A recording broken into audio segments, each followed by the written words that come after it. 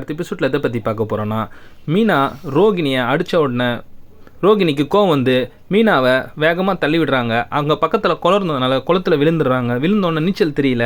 அவங்க ரொம்ப கஷ்டப்படுறாங்க வெளியில் வர்றதுக்கு. கரெக்டாக சித்தர் வேறு அந்த இடத்துல வந்து முத்துவை பார்த்து, நான் தான் உன்னை விட்டு போன்றல, ஒரு உயிர் போகுது, அதுக்கு காரணம் நீ ஆகிட போகிற அப்படின்னு சொல்கிறாரு. என்னதோ வளர்றாங்கன்னு நினச்சிட்டு விட்டுறாங்க. அங்கே முத்து பார்க்குறாரு, கூட்டமாக இருக்குன்னு சொல்லிட்டு அங்கே என்னென்னு பார்க்க போனால் அங்கே மீனா தண்ணிக்குள்ளே விழுந்து தவிடுறாங்க. என்ன ஆச்சுன்னு கேட்கும்போது அக்கம் பக்கத்தில் இருக்கவங்களாம் தண்ணியில் விழுந்துறாங்க, நீச்சல் தெரியல, காப்பாற்றுங்கன்னு முத்து குதிச்சு தூக்கிட்டு வராரு. அவங்க கணத்தில் தட்டி எழுப்பி பார்க்குறாரு. மீனா எழிஞ்சிக்கவே இல்லை, ஒரே பதட்டமாகிடுது. அதனால் பக்கத்தில் இருக்க ஹாஸ்பிட்டலில் கூப்பிட்டு போகிறாங்க. இது எல்லாமே ரோகிணியோட ஃப்ரெண்டு கவனிச்சிட்டு இருக்காங்க. என்ன ரோகிணி, கொலை பண்ணுற அளவு போயிட்ட அப்படின்னு சொல்கிறாங்க. ஆமாம், என் வாழ்க்கைக்கோசம் நான் எவ்வளோ ரிஸ்க் வேணாலும் எடுக்க தயாராக இருக்கேன். என் ஃபஸ்ட் லைஃப் தான் இப்படி ஆயிடுச்சு, ஆனால் செகண்ட் லைஃப் அப்படி போட மாட்டேன் அப்படின்றாங்க. ரோகிணி மேலே ஒரு நல்ல அபிப்பிராயம் இருந்தது, அது அவங்களுக்கு இப்போ போயிடுச்சு.